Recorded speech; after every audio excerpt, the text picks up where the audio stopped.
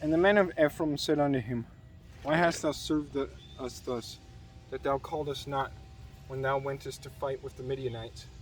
And they did chide with him sharply. And he said unto them, What have I done now in comparison of you? Is not the gleaning of the grapes of Ephraim better than the vintage of Abiezer? God hath delivered into your hands the princes of Midian, Oreb, and Zeb. And what was I able to do in comparison of you? Then their anger was abated toward him when he had said that. And Gideon came to Jordan and passed over, he and the 300 men that were with him, faint yet pursuing them. And he said unto the men of Succoth, Give, I pray you, loaves of bread unto the people that follow me, for they be faint, and I am pursuing after Zebah and Zalmunna, kings of Midian. And the princes of Succoth said, Are the hands of Zebah and Zalmunna now in thine hand, that we should give bread unto thine army? And Gideon said, Therefore, when the Lord hath delivered Zebah and Zalmunna into mine hand, then I will tear your flesh with the thorns of wilderness and with briars. And he went up thence to Penuel, and spake unto them likewise. And the men of Penuel answered him as the men of Succoth had answered him. And he spake also unto the men of Penuel, saying, When I come again in peace, I will break down this tower. Now Zebah and Zalmunna were in Karkor, and their host with them, about 15,000 men, and all that were left of all the host of the children of the east. For there fell 120,000 men that drew sword. And Gideon went up by the way of them that dwelt in the tents of the east of Nobah and Jogbehah, and smote the host, for the host was secure. And when Zebah and Zalmunna fled, he pursued after them, and took the 2 kings of Midian, Zebah and Zalmunna, and discomfited all the host. And Gideon the son of Joash returned from battle before the sun was up, and caught a young man of the men of Succoth, and inquired of him. And he described unto him the princes of Succoth, and the elders thereof, even 70 men.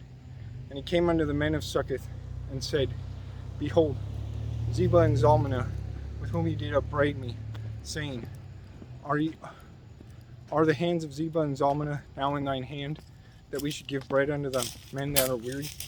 And he took the elders of the city, and thorns of the wilderness and briars, and with them he taught the men of Succoth. And he beat down the tower of Penuel, and slew the men of the city. Then said he unto Zebah and Zalmunna, What manner of men were they whom he slew at Tabor? And they answered, As thou art, so were they. Each one resembled the children of a king. And he said, They were my brethren, even the sons of my mother. As the Lord liveth, if ye had saved them alive, I would not slay you. And he said unto Jether, his firstborn, Up and slay them.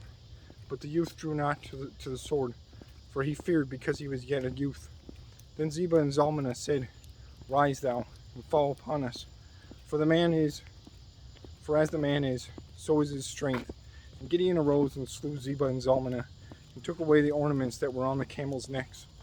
Then the men of Israel said unto Gideon, Rule over us, both thou and thy son's son also, for thou hast delivered us from the hand of Midian. And Gideon said unto them, I will not rule over you, neither shall my son rule over you. The Lord shall rule over you. And Gideon said unto them, I would desire a request of you, that you would give me every man the earrings of his prey. For they had golden earrings, because they were Ishmaelites. And they answered, We will willingly give them.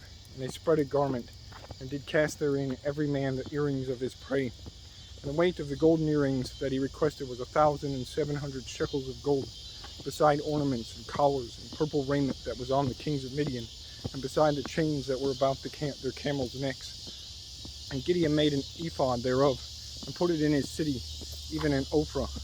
And all Israel went thither a-whoring after it, which thing became a snare unto Gideon, and to his house. Thus was Midian subdued before the children of Israel, so that they lifted up their heads no more.